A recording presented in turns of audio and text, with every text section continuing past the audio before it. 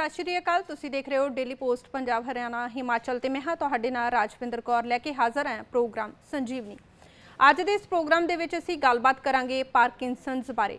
Parkinson's एक अजिही बीमारी है जिसनूं कि मूवमेंट डिसऑर्डर भी कहा जाता है। इंसान अपने हत्थां तो कंट्रोल गवा दिंदा है।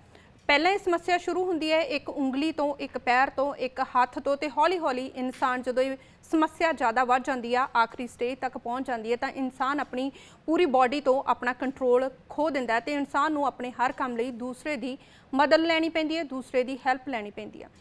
इसका वड्डा कारण यह भी है, इसका ड्रॉबैक ये भी है कि इसकी जिहड़े लक्षण ने बहुत सहजे सहजे दिखाई देंदे है, ते जब तक इसके लक्षण दिखाई देंदे है तब तक बहुत ज़्यादा देर हो चुकी होंदी है। पर घबराउण की लोड़ नहीं है, इसका इलाज संभव है। अगर सही समय पर इसकी पहचान की जा सके तो इसनूं भी कंट्रोल किया जा सकता है।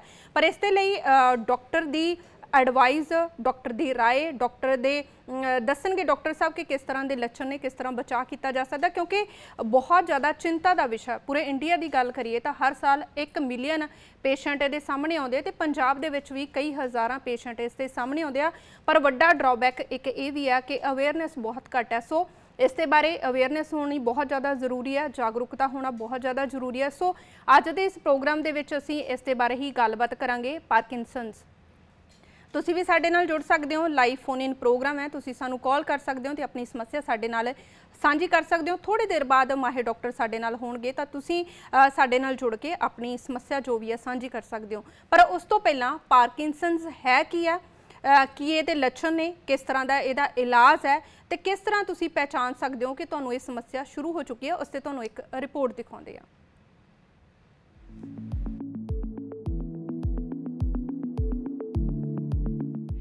की हुंदी है पार्किंसन? की हन पार्किंसन बीमारी दे शुरुआती लक्षण?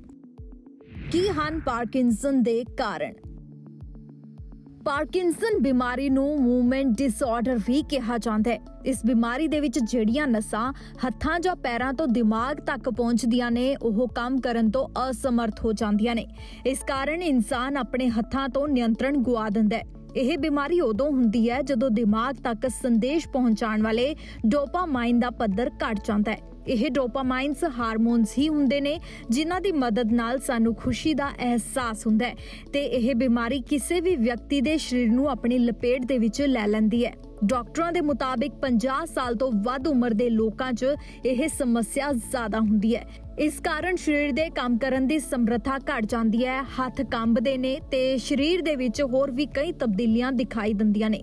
यह रोग पीढ़ी दर पीढ़ी भी हो सकता है। हालांकि माहर इस बीमारी दे शुरुआत दा पता नहीं लगा सके, पर हुण तक दी खोज दे मुताबिक इस बीमारी लई जेनेटिक अते जहरीले वातावरण नूं जिम्मेवार मन्निया गया। एक मैडिकल रिपोर्ट के अनुसार हर इंसान दे विच इस बीमारी दे लक्षण वख-वख हुंदे ने, क्योंकि यह बीमारी शरीर दे विच हौली हौली फैलती है तां शरीर दे विच इसदे लक्षण भी हौली हौली ही नजर आउंदे ने। सो अजिहे च इसदे शुरुआती लक्षणां बारे जानना बहुत जरूरी है। तां फिर आओ जानदे हां कि की हुंदी है पार्किंसन ते इस बीमारी दे लक्षण। पार्किंसन की हुंदी है? वध उम्र दे लोकां विच हुंदी है यह बीमारी। दिमाग दीयां कोशिकावां ते असर पैंदा है। शरीर दे काम करन दी गति दे विच भी कमी आ जांदी है। शरीर दा संतुलन ठीक नहीं रहिंदा। कुछ हफ्तियां तो लैके कई महीनों तक लक्षण दिखाई नहीं दिंदे। की हन पार्किंसन बीमारी दे शुरुआती लक्षण? शरीर दे मूवमेंट दे विच बदलाव, शरीर च अकड़ा महसूस करना, लिखण दे विच परेशानी महसूस होनी, आवाज दे विच बदलाव आउणा, शरीर दी पोजीशन दे विच बदलाव, हत्थां दे विच कांबा उठना, नींद ना आउणा, हथ मिलाउंदे समय हत्थां दा हिलना। की हन पार्किंसन दे कारण? ज्यादा तनाव, नशीले पदार्थां दा सेवन, फास्ट फूड, दवाइयां दा सेवन। इसदे कारण ते लक्षण जानन तो बाद घबराउण दी लोड़ नहीं। इसदा इलाज संभव है, पर इसदे लई माहर डॉक्टरां दी राय जानना बहुत ही जरूरी है, क्योंकि किसी भी बीमारी दा जे समय सिर इलाज ना किया जावे तां गंभीर हो सकती है। सो आओ इस विषय ते ज्यादा जानकारी लई माहर डॉक्टर नाल गलबात करदे हां। ਜੀ।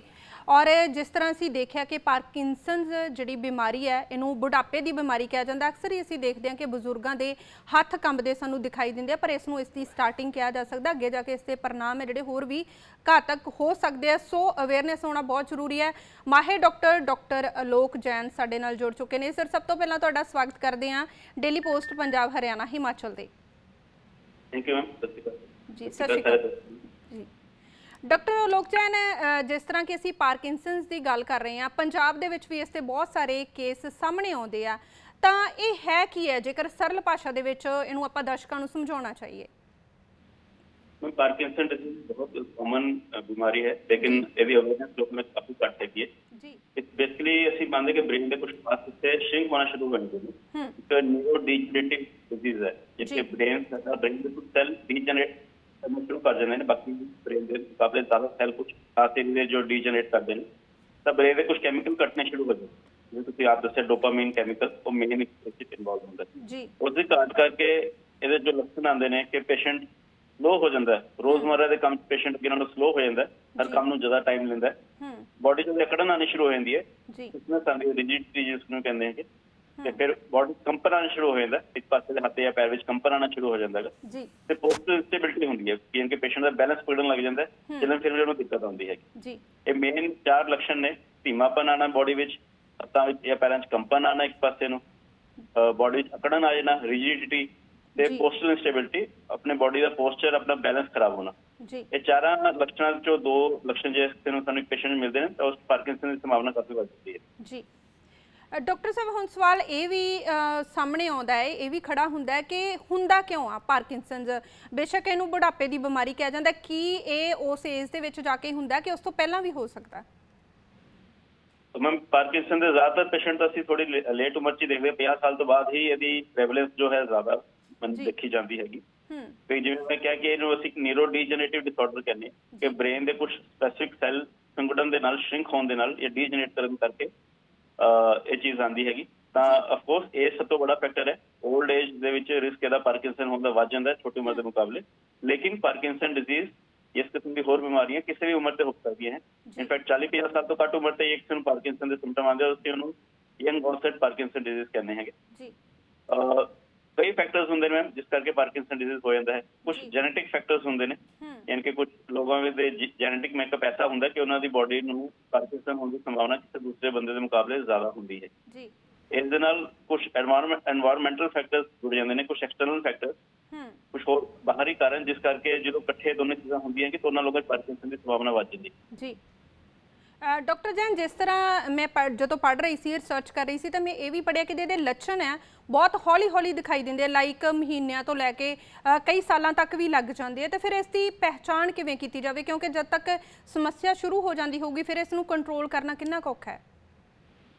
ਜੀ ਮੈਂ ਬਿਲਕੁਲ ਸਹੀ। ਇਹਦੇ ਲੱਛਣ ਬਹੁਤ ਹੌਲੀ ਆਉਂਦੇ ਨੇ, ਸਪੀਡ ਨਾਲ ਲੋਕਾਂ 'ਚ ਸਿੰਪਟਮਸ ਆਉਂਦੇ ਨੇ ਕਈ ਮਹੀਨੇ ਸਾਲ ਬਾਅਦ। ਕਈ ਵਾਰੀ ਸਾਡੇ ਕੋਲ ਪੇਸ਼ੈਂਟ ਆਉਂਦਾ ਹੈ ਕਿ ਪਿਛਲੇ ਸਾਲ ਜਾਂ 2 ਸਾਲ ਤੋਂ ਦਿੱਕਤ ਚੱਲਦੀ ਪਈ ਸੀ, ਤਾਂ ਮੈਂ ਤੇ ਲੱਛਣ ਕੀ ਕਰਕੇ ਆਪਾਂ ਡਿਸਕਸ ਕਰਦੇ ਹੈਗੇ। ਪਹਿਲਾ ਹੈ ਕੰਪਨ ਆਉਣਾ, ਟ੍ਰੈਮਰਸ, ਤਾਂ ਹੱਥਾਂ ਵਿੱਚ ਕੰਪਨ ਆ ਜਾਂਦਾ ਹੈਗਾ। ਕਈ ਵਾਰ ਜ਼ਿਆਦਾਤਰ ਪਾਰਕਿੰਸਨ ਤੇ ਇੱਕ ਐਸੈਂਸ਼ੀਅਲ ਟ੍ਰੈਮਰ ਜਿਹੜੀ ਇਸ ਤੋਂ ਜ਼ਿਆਦਾ ਕਾਮਨ ਪ੍ਰੋਬਲਮ ਹੈ। ਐਸੈਂਸ਼ੀਅਲ ਟ੍ਰੈਮਰਸ ਕੇ ਦੋਨੋਂ ਹੱਥ ਸਾਡੇ ਪੇਸ਼ੈਂਟ ਦੇ ਕੰਬਦੇ ਨੇ, ਕੋਈ ਚੀਜ਼ ਗਲਾਸ ਫੜਨ ਵੇਲੇ, ਕੋਈ ਚੀਜ਼ ਚੱਕਣ ਵੇਲੇ, ਲਿਖਣ ਵੇਲੇ। ਉਹ ਇੱਕ ਹਲਕੀ ਬਿਮਾਰੀ ਹੈ ਐਸੈਂਸ਼ੀਅਲ ਟ੍ਰੈਮਰਸ, ਉਹ ਪੋਜ਼ਿਟਿਵ ਫੈਮਿਲੀ ਹਿਸਟਰੀ ਹੁੰਦੀ। ਪਾਰਕਿੰਸਨ ਦਾ ਟ੍ਰੈਮਰ ਜ਼ਿਆਦਾਤਰ ਇੱਕ ਹੱਥ ਵਿੱਚ ਆਉਂਦਾ ਹੈ, ਤੇ ਇੱਕ ਹੱਥ ਤੱਕ ਕੰਬਦਾ ਪੇਸ਼ੈਂਟ ਦਾ, ਬੈਠੇ ਹੱਥ ਕੰਬਦਾ ਹੈ। ਰੈਸਟ ਟ੍ਰੈਮਰ ਬਿਨਾਂ ਜੋ ਫ੍ਰੀ ਬੈਠੇ ਪੇਸ਼ੈਂਟ ਦਾ ਵੀ ਆਪਣੇ ਹੱਥ ਦਾ ਅੰਗੂਠਾ ਦਾ ਕੰਟਰੋਲਿੰਗ ਟ੍ਰੈਮਰਸ ਆਉਂਦੇ ਨੇ, ਕੰਪਨ ਆਉਂਦਾ ਹੈਗਾ। ਤਾਂ ਇੱਕ ਹੱਥ ਵਿੱਚ ਕੰਪਨ ਆਉਣਾ, ਜਾਂ ਕਈ ਵਾਰ ਪੈਰ ਦੇ ਅੰਗੂਠੇ ਤੋਂ ਕੰਪਨ ਸ਼ੁਰੂ ਹੁੰਦਾ ਹੈਗਾ, ਕਈ ਵਾਰ ਜਬੜੇ ਤੋਂ ਵੀ ਸ਼ੁਰੂ ਹੋ ਸਕਦਾ। ਤਾਂ ਟ੍ਰੈਮਰਸ ਇੱਕ ਪਹਿਲਾ ਲੱਛਣ ਹੈ, ਜੇ ਆਪਣੇ ਕੰਟਰੋਲ ਤੋਂ ਬਾਹਰ ਆਪਣੇ ਆਪ ਹੀ ਬੋਡੀ ਦਾ ਕੋਈ ਹਿੱਸਾ ਆਪਣੇ ਆਪ ਹਿਲ ਰਿਹਾ ਹੈ, ਟ੍ਰੈਮਰਸ ਆ ਰਹੇ ਨੇ, ਕੰਪਨ ਆ ਰਿਹਾ, ਤਾਂ ਐਸੇ ਲੋਕਾਂ ਨੂੰ ਆਪਣੀ ਚੈੱਕਅਪ ਕਰਵਾਉਣਾ ਚਾਹੀਦਾ ਹੈਗਾ। ਦੂਸਰਾ ਲੱਛਣ ਹੈ ਧੀਮਾਪਨ। ਇਹ ਸਭ ਤੋਂ ਇੰਪੋਰਟੈਂਟ ਜਿਹੜਾ ਪੇਸ਼ੈਂਟ ਨੂੰ ਖਰਾਬ ਕਰਦਾ ਹੈ। ਅਸੀਂ ਗ੍ਰੈਜੂਅਲੀ ਫੈਮਿਲੀ ਨੋਟ ਕਰਦੇ ਕਿ ਪੇਸ਼ੈਂਟ ਅੱਗੇ ਨਾਲੋਂ ਹਰ ਕੰਮ ਸਲੋ ਹੋ ਗਿਆ, ਖਾਣਾ ਖਾਣ ਨੂੰ ਜ਼ਿਆਦਾ ਟਾਈਮ ਲਗਾ ਰਿਹਾ ਹੈ, ਉਹ ਨਹਾਉਣ ਤੋਂ ਉਹਨੂੰ ਕੱਪੜੇ ਚੇਂਜ ਕਰਨ ਨੂੰ ਜ਼ਿਆਦਾ ਟਾਈਮ ਲਗਾ ਰਿਹਾ, ਉਹਦੀ ਬੋਡੀ ਸਲੋ ਹੋ ਗਈ ਹੈਗੀ। ਉਹ ਜਿੰਨਾ 100 ਮੀਟਰ ਚੱਲਣਾ ਤਾਂ ਅੱਗੇ ਨਾਲੋਂ ਜ਼ਿਆਦਾ ਸਲੋ ਚੱਲ ਰਿਹਾ, ਛੋਟੇ ਕਦਮ ਲੈ ਕੇ ਚੱਲਦਾ ਪਿਆ ਹੈਗਾ, ਤੇ ਇਹ ਲੱਛਣ ਹੁੰਦੇ ਨੇ। ਫਿਰ ਤੀਜਾ ਹੁੰਦਾ ਰਿਜਿਡਿਟੀ, ਕਿ ਬੋਡੀ 'ਚ ਅਕੜਨ ਆ ਜਾਣਾ। ਤਾਂ ਇਸ ਕਰਕੇ ਕਈ ਵਾਰੀ ਉਹ ਕਹਿੰਦੇ ਨੇ ਕਿ ਵੀ ਪਿੱਠ ਦਰਦ ਰਹਿਣ ਲੱਗ ਗਈ, ਬੈੱਡ ਵਿੱਚ ਪਾਸਾ ਲੈਣਾ ਔਖਾ ਹੋ ਜਾਂਦਾ ਰਾਤ ਵੇਲੇ। ਕਈ ਪੇਸ਼ੈਂਟ ਨੂੰ ਫਰੋਜ਼ਨ ਸ਼ੋਲਡਰ ਹੋ ਜਾਂਦਾ ਹੈਗਾ, ਉਹਨਾਂ ਦੇ ਮੋਢਾ ਜਾਮ ਹੋ ਜਾਂਦਾ। ਇਨਫੈਕਟ ਕਈ ਪੇਸ਼ੈਂਟ ਸਾਡੇ ਕੋਲ ਆਉਂਦੇ ਰਹਿੰਦੇ ਪਹਿਲਾਂ ਕਿ ਉਹ साल 6 महीने तो ऑर्थोपैडिक जा रहे होंगे ने, एक्सरे MRI शोल्डर की की जाती है। बाद चो जिवें सिम्पटम्स आते फिर रियलाइज होंदा कि जिहड़ा फ्रोजन शोल्डर सीगा शायद पार्किंसन की शुरुआत सीगी कि पहला मोढा इन्हां दा जाम होना शुरू हो गया सीगा जी। ते चौथा होंदा इंस्टेबिलिटी, पोस्चर दी इंस्टेबिलिटी, चलन फिरन बॉडी अनस्टेबल हो जाना, तां छोटे कदम लेके चलना, शरीर चलदे चलदे अगे नूं झुक जाना, चलते चलते एकदम मरीज कई बार स्पीड फड़ लेंदा, एकदम तेज हो जाता है, पिछों आवाज मारो तो उन्हें जो पासा लेना घूम के वापस आना तो पेशेंट को टर्न करने च दिक्कत आती हैगी है। ये सारे सिम्पटम जो सानू किसी नजर आते, इन्हां कुछ सिम्पटम नजर आते तो उन्होंने चैकअप कराना चाहिए कि उन्होंने पार्किंसन की शुरुआत तो नहीं हैगी जी। डॉक्टर साहब जिस तरह तुसीं दस्सिया कि ये सारे जिहड़े स्टार्टिंग के लक्षण ने अलग अलग तुसीं दस्सिया कि मोस्टली जिद्दां कि हत्थ कंबदे आ, कि उस समय इसनूं कंट्रोल किया जा सकता है? मैम जे सानू सिम्पटम्स है तो सानू चैकअप करवाना चाहिए है जी। ते जे डॉक्टर चैकअप करके न्यूरोलॉजिस्ट मेडिसिन डॉक्टर चैकअप करके उन्हें लगता है कि पार्किंसन के सिम्पटम्स है तो मेडिसिन शुरू की जा सकती है जी, जिस तरह सिम्पटम्स में कंट्रोल किया जा सकता है जी।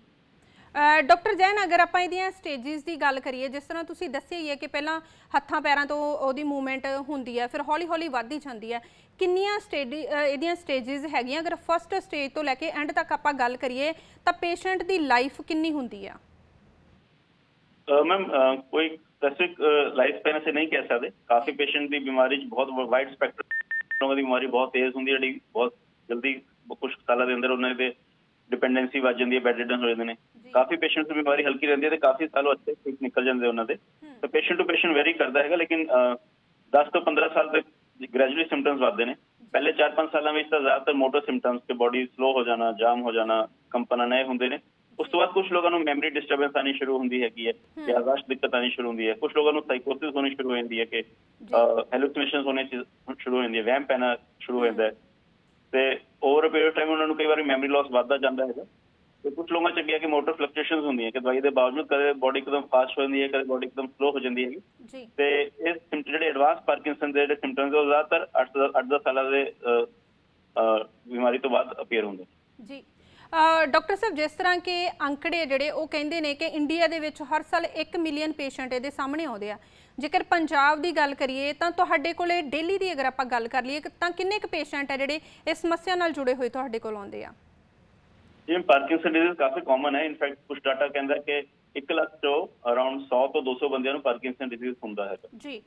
ते पार्किंसन के पेशेंट्स एक स्पैशलिटी ओपीडी जिवें मैं एक न्यूरोलॉजिस्ट है, न्यूरोलॉजिस्ट को तो ज़्यादा ऑफकोर्स अपने आप जिवें जिवें अवेयरनेस वधदी है लोगों में, तो उन्होंने पता चलता कि न्यूरोलॉजिस्ट शायद कुछ बेहतर तरीके नाल डील कर पाए तो उन्होंने पहुंच जाते हैं। अदरवाइज मेडिसिन दे डॉक्टर्स भी अच्छी तरह इसमें देखते हैं, फिजिशियंस भी देखते हैं, तो रूटीन की न्यूरोलॉजी ओपीडी से बीमारी काफ़ी कॉमन है, तो रोज़ सानू कुछ पेशेंट देखने को मिल जाते हैं जी।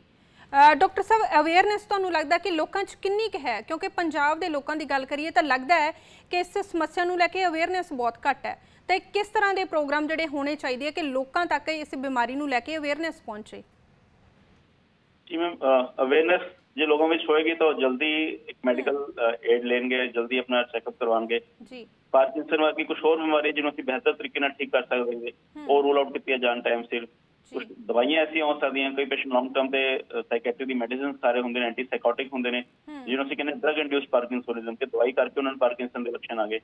तो अवेयरनेस जो लोगों होएगी तो जल्दी अपना चेकअप करवाएंगे तो बीमारी को बेहतर तरीके कंट्रोल किया जा सकता है। अवेयरनेस लिए मैम असी अपने लेवल से डॉक्टर्स या हॉस्पिटल्स अवेयरनेस प्रोग्राम्स करते रहते हैं, थोड़े वर्गे न्यूज़ चैनल्स बहुत सारा सहयोग करते हैं बीमारी का अवेयरनेस क्रिएट करने के। 11 अप्रैल को असी दुनिया भर में वर्ल्ड पार्किंसन डे मनाया जाता है, इनफैक्ट सारे अप्रैल के महीने असी पार्किंसन अवेयरनेस की कोई ना कोई प्रोग्राम करते रहते हैं, लेकिन ये इंपॉर्टेंट है ताकि लोगों को इसे पता चले इस बीमारी बारे, ताकि टाइम सिर अपना इलाज करवान ते एक हेल्दी लाइफस्टाइल अपना एक बीमारी के नाल भी जी सके जी।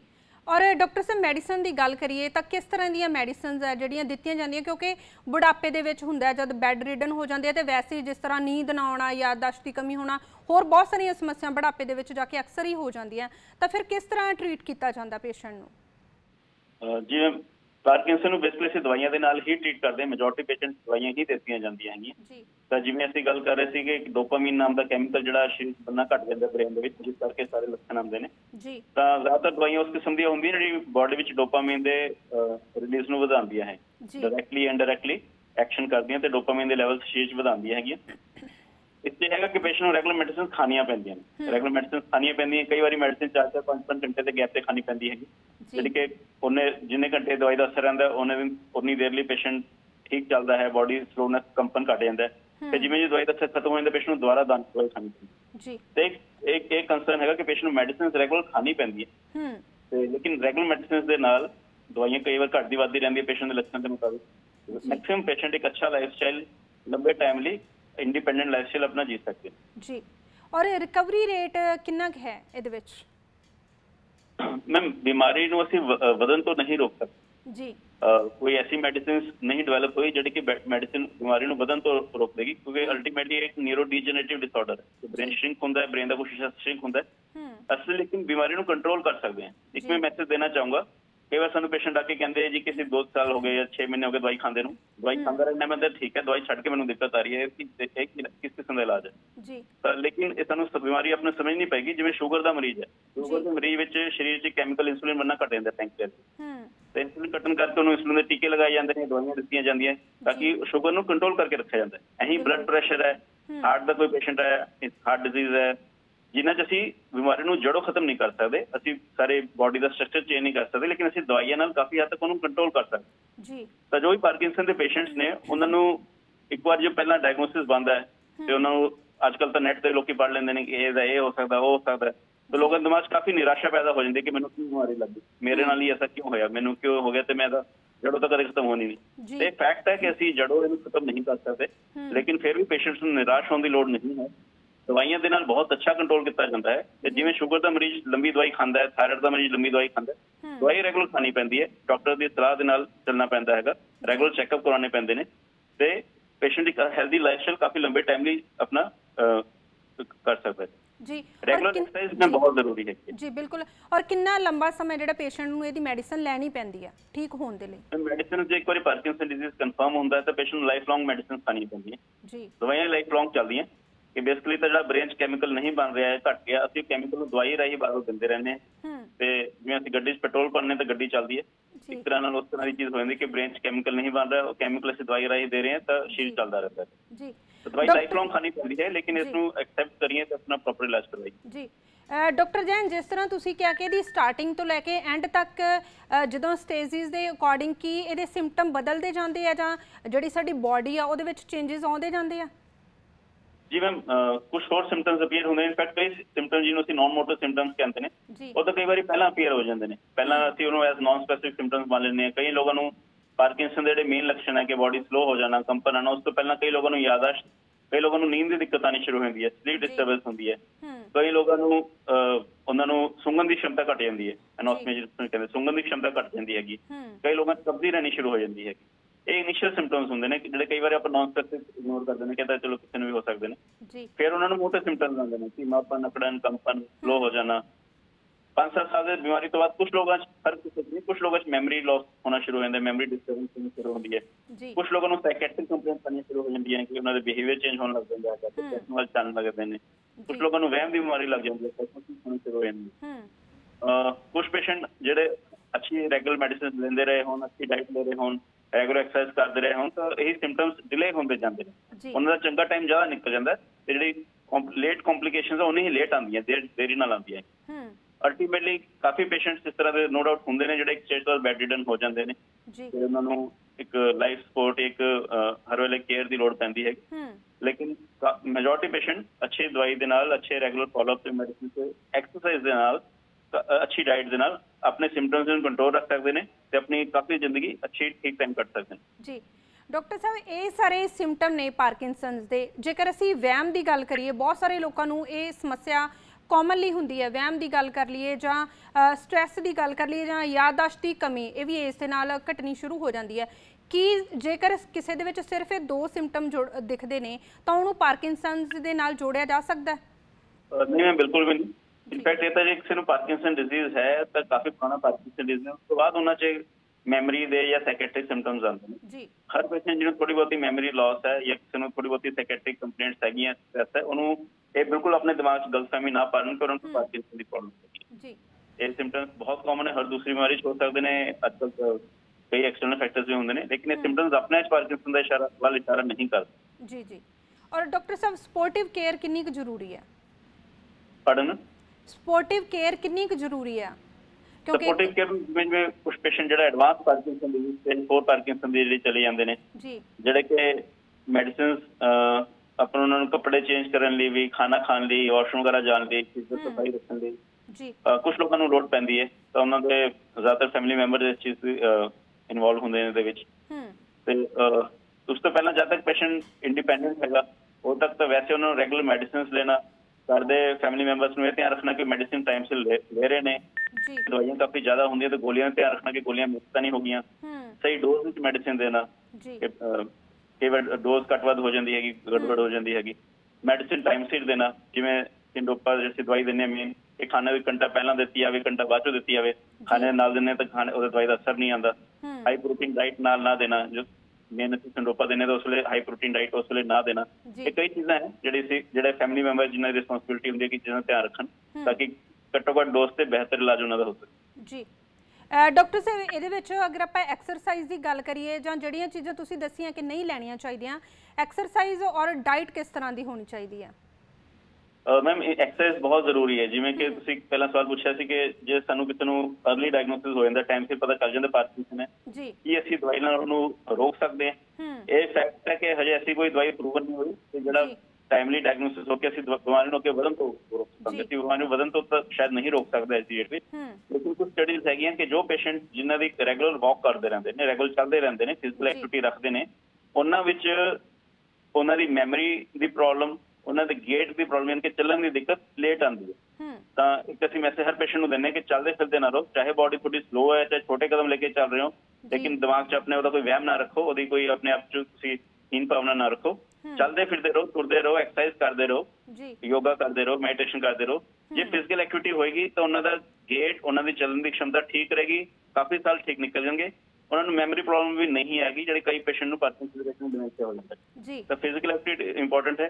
दूसरा रेगुलर एक्सरसाइज, रेगुलर एक्सरसाइज के नाल रेगुलर अच्छी डाइट, न्यूट्रिशियस डाइट, हरी सब्जियां, मौसमी फल, फ्रूट, दालां, दूध, सारी चीज़ां, डाइट अच्छे जरूरी है इस किस्म की किसी बीमारी दे विच, एंड जिस एंटीऑक्सीडेंट्स होने जिहड़ी शायद कुछ हद तक बीमारी नूं अगे वधण तो रोक सकते हैं।